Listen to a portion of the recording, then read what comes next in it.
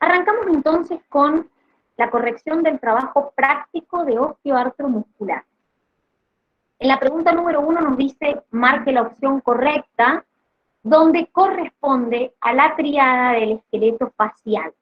Recuerden que el esqueleto facial es lo que se conoce también como viscerocráneo. Tenemos el neurocráneo, que es la parte que protege el encéfalo, y el viscerocráneo, lo que se conoce como el esqueleto de la cara. La opción A me dice, maxilar superior, lámina perpendicular del etmoides y metacarpiano.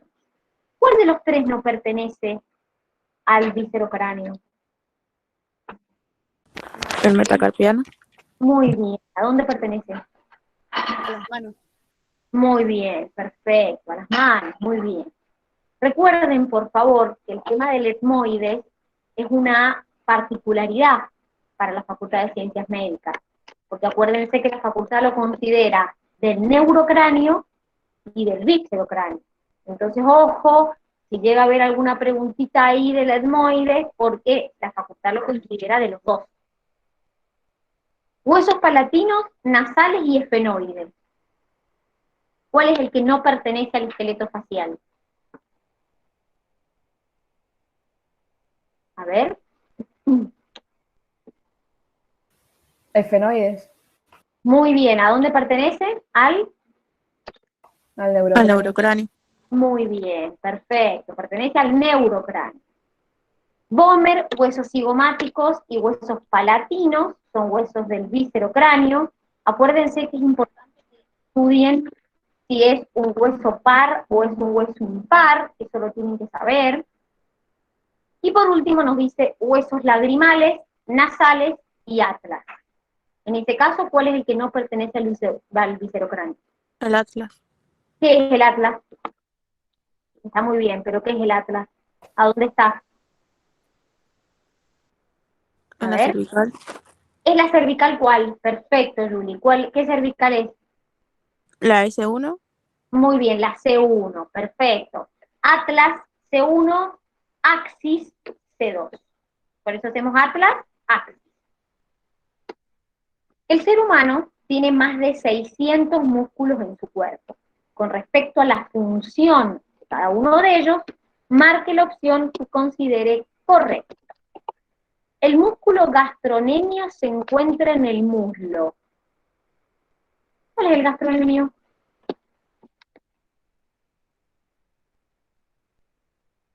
¿No era uno de la pierna, Dani? A ver,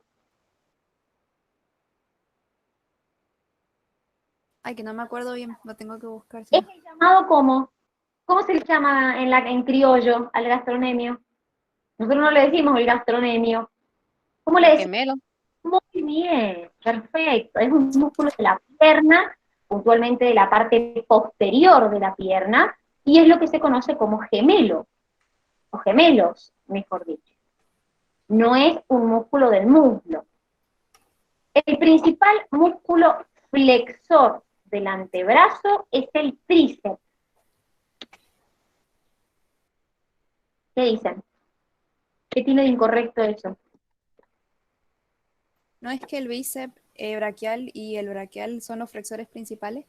Pero ¿dónde están? Está muy bien lo que estás diciendo, Milu. El El bíceps, bíceps está en la parte de atrás, de adelante, perdón, del pero ¿en pecho. qué parte? A ver, Está en el brazo. muy bien, están en el brazo. El bíceps braquial, el tríceps, están en el brazo, no en el antebrazo. Acuérdense que es brazo y antebrazo.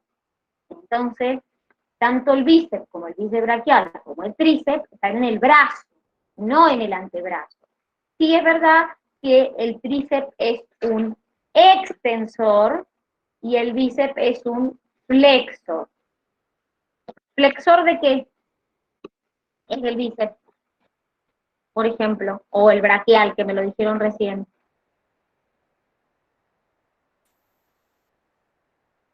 Del brazo. A ver, fíjense, No es del codo, Dani. es una flexión del antebrazo sobre el brazo mediante la articulación del codo. Eso es lo que flexiona.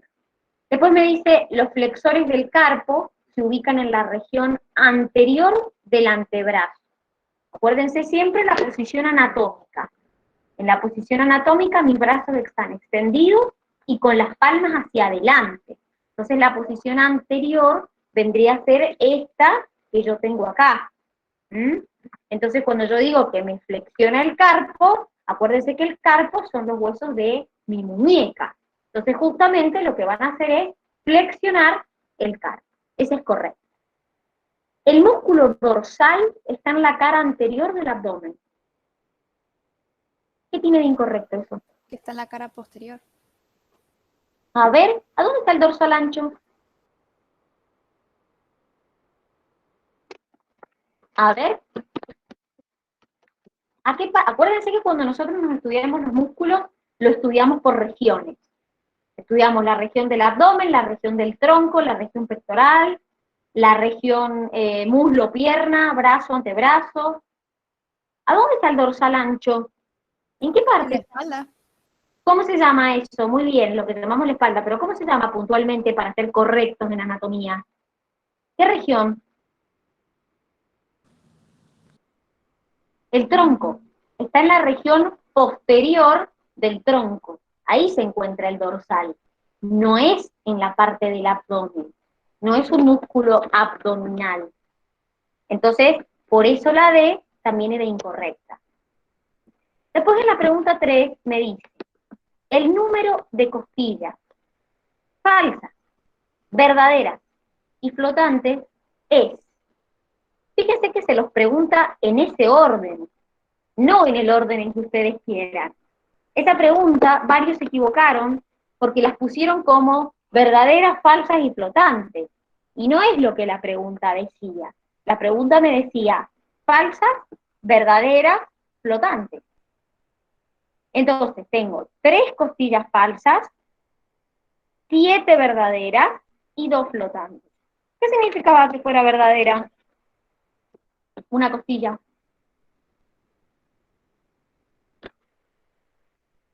A ver, ¿qué significaba? ¿No era que estaban unidas? Estaban unidas al esternón, ¿cómo? Con un cartílago. Con un cartílago costal, perfecto. ¿Y cuál es la diferencia con una falsa?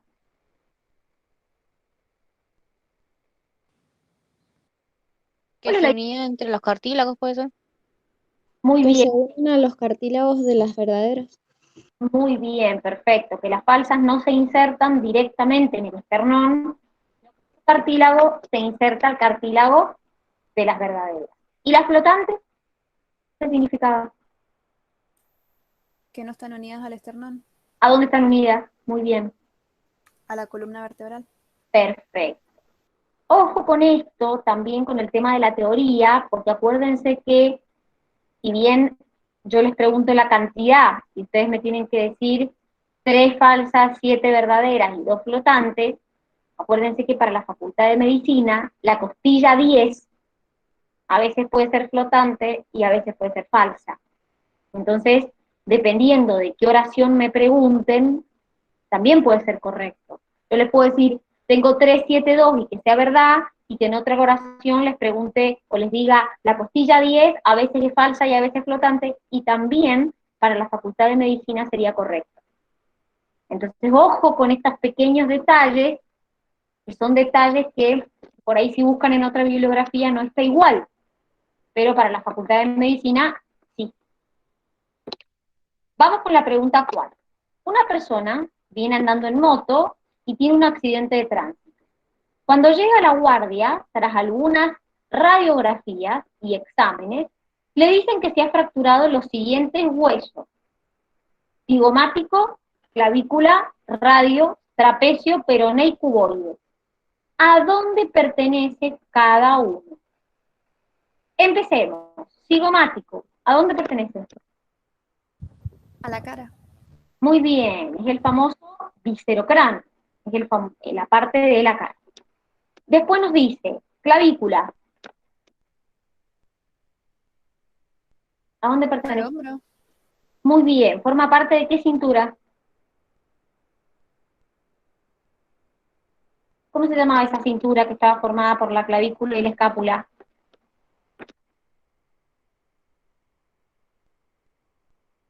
Cintura escapular. La clavícula y la escápula forman la cintura escapular que forma parte del miembro superior. Después nos dice radio. ¿A dónde está el radio? En el brazo, A ver, ¿en dónde En el está? antebrazo. en En el el antebrazo. antebrazo, muy bien, perfecto. ¿El trapecio? ¿A dónde está? ¿No es uno de los huesitos de la mano? Es un huesito muy bien, de la mano, puntualmente de la muñeca, el famoso o los famosos huesos del carpo. Recuerden que los huesos del carpo los tienen que saber a los 8, en el orden en que están y con quién se articulan. ¿Cómo se llamaban los huesos del carpo? A ver si alguien se acuerda. Eran 8 huesitos, en 2 filas de 4. ¿Cómo se llamaban? ¿Cuál es, Dani, que se me cortó? No te Los escuché. huesos del carpo, que son los huesos de la muñeca. Tenía 2 filas yo, una fila proximal, una fila distal. ¿No ¿Cómo era el escafoides, el trapecio, el trapezoide? Bueno, a ver cómo es en orden. ¿Cuál es la fila proximal? El escafoide semilunar, piramidal y pisiforme. Perfecto, muy bien, Gaby. ¿Y la fila distal? Ahí la pusieron en el chat. Trapecio, trapezoide, grande y ganchoso. Muy bien, esa es la fila distal. Acuérdense que la fila distal es la que se articula con los metacarpos y la proximal la que se articula con el cúbito y el radio. Después me dice peroné. ¿A dónde está el peroné? En la pierna. Muy bien. ¿Y el cuboide o los cuboides? Son los huesitos del pie. A ver cómo se llaman puntualmente. Está muy bien, están en el tarso. ¿Cuántos huesos tenemos en el tarso? 7. ¿Cuáles eran? ¿Alguno se acuerda? Son 7. En el carpo son 8 y en el tarso son 7. ¿Cuáles eran esos 7? A ver, empecemos a nombrarlos. Calcáneo, ¿Qué más? Muy bien. ¿Qué otro? astrágalo, Muy bien. 2. ¿Qué más? navicular, puede ser. Perfecto. El navicular. ¿Qué más? Cuboides, Cuboides y falta uno más, que en realidad no es uno solo. calcáneo. Ya lo dijeron. Ya dijeron. Escafoide no es lo mismo que navicular. Sí, en el pie se puede llamar navicular o escafoide. Sí. Y falta uno que ahí lo dijeron, las cuñas. Los famosos cuneiformes, que ¿cuántos eran? 3. Muy bien, eran 3. De hecho, en la imagen del cuadernillo les aparece primera cuña, segunda cuña y tercera cuña. Son 3. Entonces, en total son 7. Vamos con el 5. Respecto al bíceps braquial, ya recién me estuvieron diciendo hasta qué función hacía, marque la opción correcta. Se encuentra en el compartimento posterior del brazo. Se encontraba en la parte anterior. Muy bien, en la parte anterior, perfecto. Es un músculo liso. Los músculos lisos eran, Dani, los del estómago, los de los intestinos. Muy bien, es decir, los que están formando parte de órganos. ¿Este cómo se llamaba? Es un músculo ¿Estratificado? ¿Cómo? ¿Cómo ¿No se era llama? estratificado? Estriados. Ah, estriado. Acuérdense que se les llama estriados porque cuando uno los ve, aparece como que tuvieran bandas o estrías. Eso es por la disposición que tienen las miofibrillas de actina y miosina. Entonces aparecen como si fueran bandas. Acuérdense que el cardíaco también tenía esa disposición como estriada. En cambio, el músculo liso no. Puede ser controlado voluntariamente. Esa es verdadera, porque cuando hacemos ejercicio podemos levantar pesas con el músculo. Exactamente, la mayoría de los músculos esqueléticos pueden ser controlados voluntariamente, a diferencia de lo que pasa con el músculo cardíaco o con el músculo liso, que son involuntarios. Es capaz de flexionar la mano sobre la muñeca. hace el bíceps? Me lo dijeron ustedes recién. ¿Qué flexiona? El codo y el antebrazo. Flexiona el antebrazo sobre el brazo. Perfecto. Es decir, no me flexiona la mano sobre la muñeca. Por eso es incorrecto. Vamos con la pregunta 6. Dice, indique lo incorrecto respecto a la histología ósea. Los conductos de Volkmann atraviesan el tejido transversalmente. ¿Eso está correcto? Sí. Bien. ¿Qué eran los conductos de Volkmann? ¿Qué unían los conductos de Volkmann?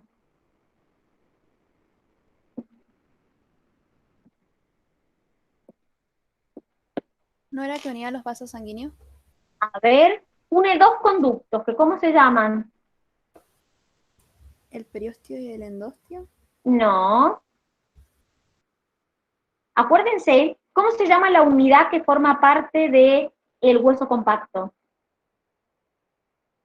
¿Cómo se llamaba esa unidad que era como semicircular, eran canalículos circulares así? Por el medio pasaba un conducto. ¿Cómo se llamaba esa unidad?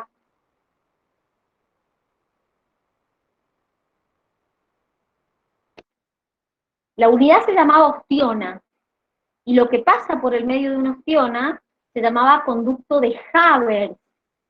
Por ese conducto de Haber es por donde pasan los vasos sanguíneos y los nervios. Y lo que hace el conducto de Volkmann es transversal porque te une dos conductos de Haber. Los conductos de Haber corren así y el conducto de Volkmann corría así. Entonces, por eso se dice que es transversal. El endostio es tejido epitelial que recubre el canal medular. ¿Por qué está incorrecto eso? Porque es tejido conectivo. Muy bien. ¿Y qué característica tiene el endostio? Está bien, recubre el canal medular. ¿Pero qué característica tiene el endostio?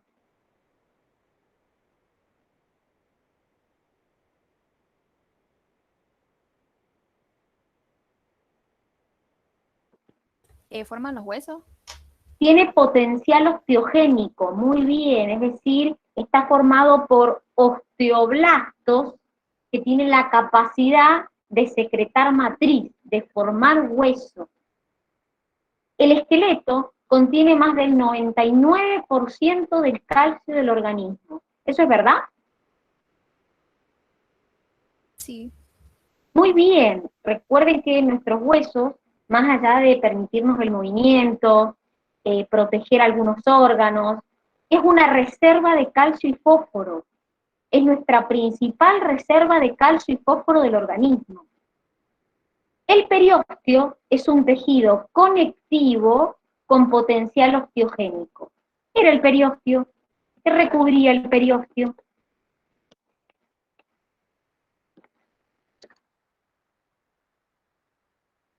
¿Qué recubre el periósteo? Al hueso. Muy bien, recubre al hueso. ¿Y es verdad que es tejido conectivo que tiene potencial osteogénico? Sí. Sí, recuerden que también el periósteo está formado por osteoblastos. Así que también en el periósteo están esos osteoblastos que tienen la capacidad de secretar la matriz, es decir, que tienen capacidad de formar hueso. Vamos con las 7. ¿Cuál de los siguientes huesos es impar? Acuérdense que en los huesos yo siempre tengo que saber si son huesos pares o impares. Unguis. ¿También cómo se lo llamaba el unguis? Lagrimal. Muy bien. ¿Y es par o impar? Par. Muy bien. Nasales, pares. Maxilar, tengo superior e inferior, pares. Quiere decir que el único impar de estos huesos que tengo acá es el vomer. ¿De dónde son todos estos huesos? ¿De qué estructura? Viscerocráneo. Viscerocráneo. Perfecto, del viscerocráneo. Perfecto, muy bien. Vamos con la 8. El músculo que permite la flexión del muslo sobre el tronco es el. Acuérdense lo que les dijimos. Cuando ustedes estudian los músculos, no solamente es importante saber a dónde está, sino también qué hace. Si flexiona, si extiende y qué parte. Entonces, me piden el músculo que flexiona. Muslo sobre tronco.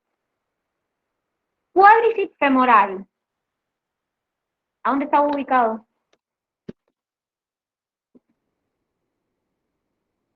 A ver, si se acuerdan.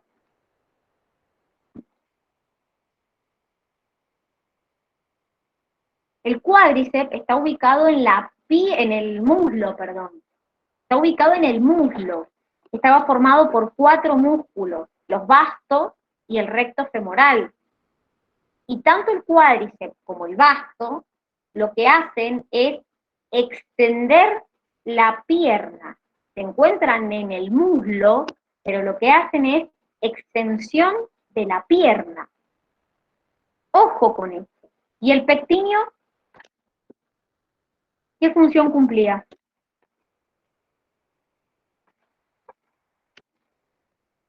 Aductor del muslo. Permite que el muslo haga el movimiento de la aducción. El único que me permite la flexión del muslo sobre el tronco es el llamado psoas mayor. Entonces, cuando estudien los músculos, no solamente estudien a dónde está, sino también qué función cumple. Así como ustedes me dijeron recién, bueno, el bíceps te flexiona, el tríceps te extiende. Bueno, ¿qué te flexiona? ¿Qué te extiende? Eso tienen que estudiarlo porque suelen preguntárselo. ¿Se entendió? Sí, Dani. Bien. Vamos con la pregunta 9. Dice, marque la opción correcta sobre la posición anatómica. Acuérdense que todos los planos, justamente la opción correcta es la A, dice la posición anatómica es aquella que se usa de referencia para hacer toda descripción anatómica. Y eso es correcto. Gracias a la posición anatómica nosotros establecemos todos los planos y todas las descripciones en anatomía. En la posición anatómica el individuo se describe de pie, con los miembros superiores extendidos, la palma de la mano hacia atrás, los pies juntos y la cabeza hacia adelante. ¿Qué tiene de incorrecto eso? Las palmas van mirando hacia adelante. Muy bien, perfecto. En la posición anatómica, el individuo se encuentra de cúbito dorsal, con los brazos extendidos, las palmas de las manos hacia atrás, los pies juntos, y se ha adaptado por ser la forma en la que se pueden examinar los preparados anatómicos cadavéricos. También las palmas de las manos hacia atrás tiene. ¿Y quién está mal además de eso? La Además de- posición dorsal. Muy bien, ¿cómo está el individuo? De cúbito significa costado. ¿Cómo está el individuo? ¿De pie? Muy bien. La posición anatómica se establece con los individuos de pie. Entonces no solamente está mal lo de las manos, sino también el de cúbito dorsal. La posición anatómica indica que el individuo está de pie, con los miembros inferiores separados, los miembros superiores extendidos, las palmas de las manos hacia adelante y la cabeza mirando al frente. Los miembros superiores, inferiores tienen que estar juntos. Muy bien, exactamente, perfecto, muy bien. Vamos con la pregunta 10. Esto va a ser a los términos de comparación. ¿Es correcto afirmar que la dermis es más superficial que la epidermis? ¿Cómo era eso? Primero estaba la epidermis y después la dermis. ¿Qué tipo de tejido era la epidermis? ¿Se acuerdan? Epitelial. ¿Qué tipo de epitelial? Muy bien. ¿Qué tipo de epitelial era? De paso repasamos tejidos. La capa más externa, epidermis. Muy bien. Es tejido epitelial. ¿Qué tipo de epitelial? Conectivo. No, el conectivo y el epitelial son tejidos distintos. La dermis, la epidermis, es tejido epitelial. Es estratificado, pero ¿qué es estratificado?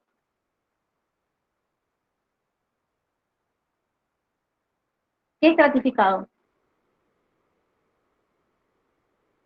plano o escamoso. La epidermis, que es la capa más externa de la piel, es tejido epitelial, plano o escamoso, estratificado, queratinizado, porque tenía queratina. Debajo tengo la dermis, y ahí sí es tejido conectivo. Entonces, y debajo tenía la grasa subcutánea, o el tejido adiposo subcutáneo. El bíceps se sitúa profundo respecto al húmero. ¿Quién es más profundo? ¿El hueso o el músculo? El húmero. El hueso sería más profundo. Exactamente, entonces el bíceps es más superficial que el húmero, no es más profundo. Los carpos son distales respecto a las falanges. Están al lado en realidad. A ver, ¿cómo era el término o la concepción de proximal y distal? ¿A qué hacía referencia? Distal que estaba más alejado y proximal más cerca ¿De qué? del centro del cuerpo.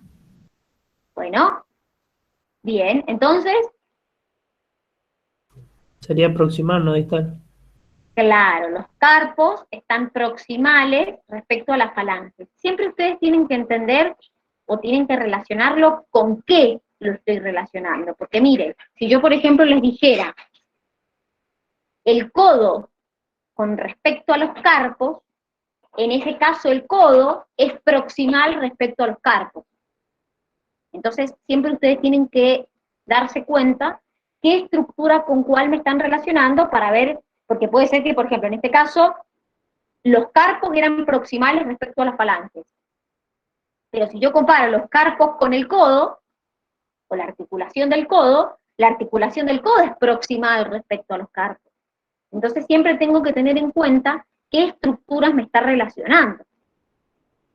Y la D me dice, las falanges de los dedos del pie son anteriores respecto al tobillo.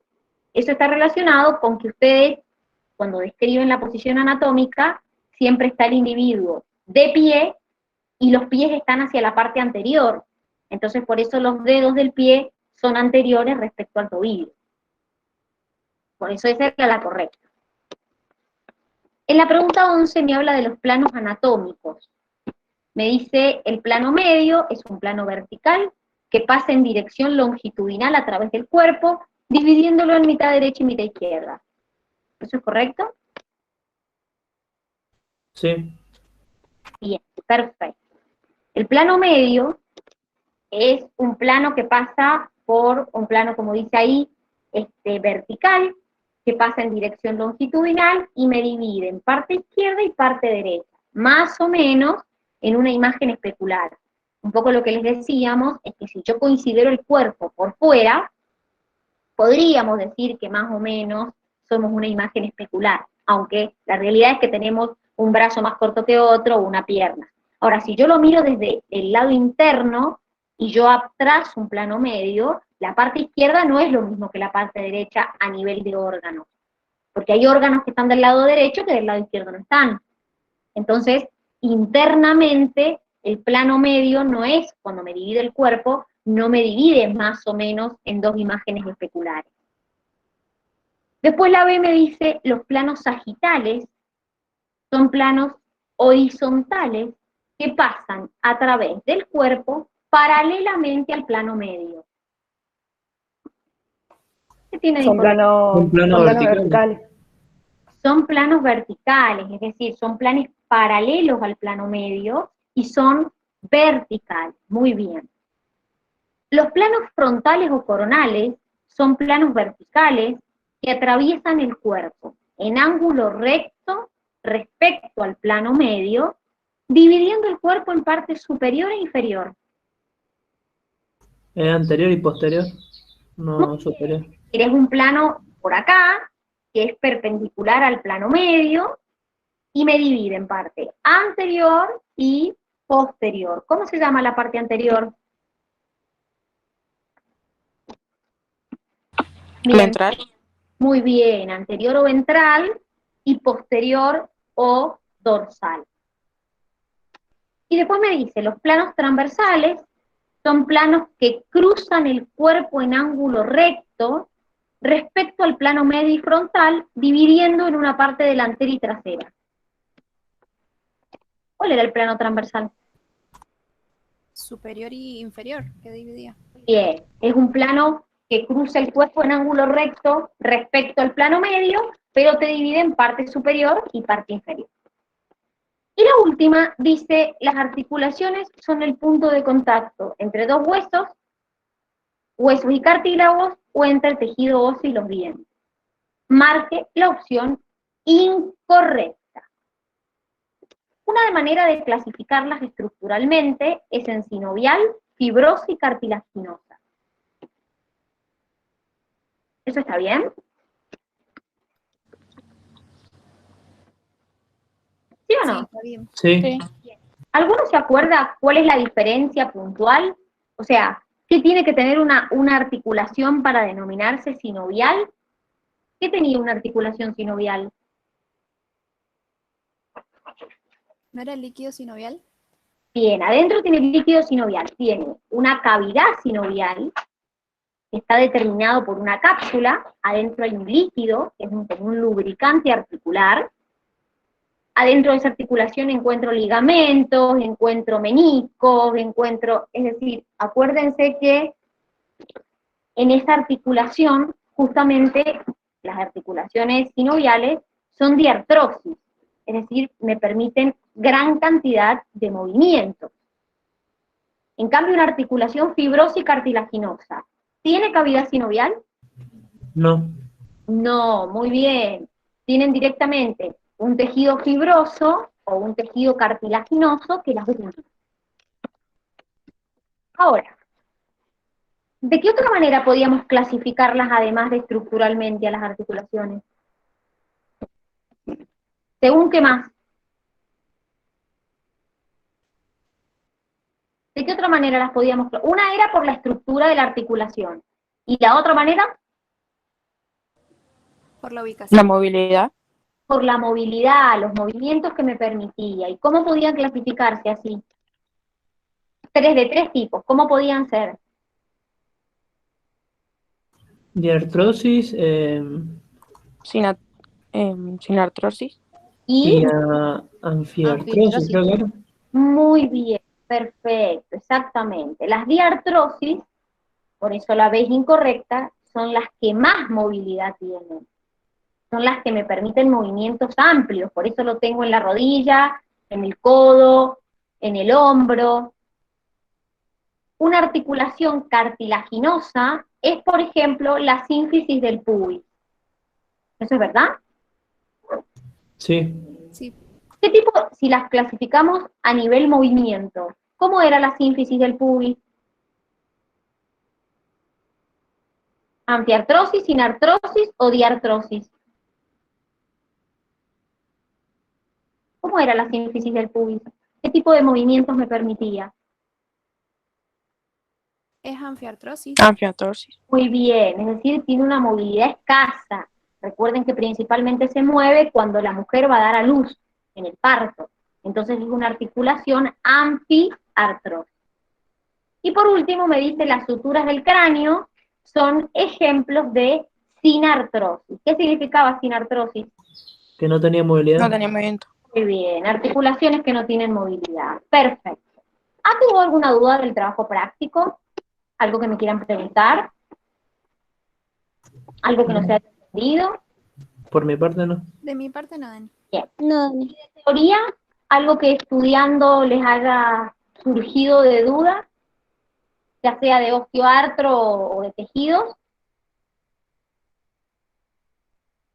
Porque por ahí vieron que estudiando surgen cosas que a lo mejor ya las vimos o ya las preguntaron, pero por ahí cuando uno estudia surgen dudas. Pueden surgir. ¿No? ¿Tampoco? No, Dani. Bien. Bueno, entonces, recuerden, mañana rendimos esas dos unidades, tejidos y óseos. Así que, ya sea virtual o presencial, lo van a rendir mañana, tiene la misma cantidad de preguntas que hasta ahora vienen rindiendo, así que recuerden que más allá de que por ahí no alcancen ahora a estudiar bien las unidades, porque por ahí, qué sé yo, acaban de rendir el global o lo que sea, recuerden que tejidos es una unidad importante.